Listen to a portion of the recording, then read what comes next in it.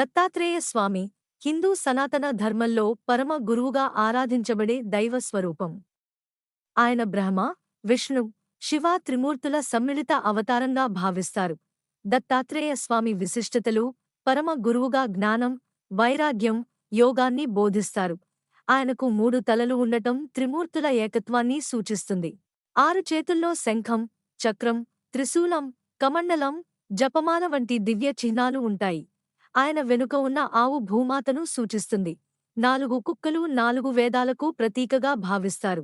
దత్తాత్రేయ స్వామి ఉపదేశం: ప్రకృతిలోని ప్రతి అంశం నుండి మంచి విషయాలు నేర్చుకోవాలి. అహంకారాన్ని విడిచి వినయం, దయ, ధర్మంతో జీవించాలి. గురుభక్తి ద్వారా జ్ఞానం మరియు ఆత్మసాక్షాత్కారం పొందవచ్చు.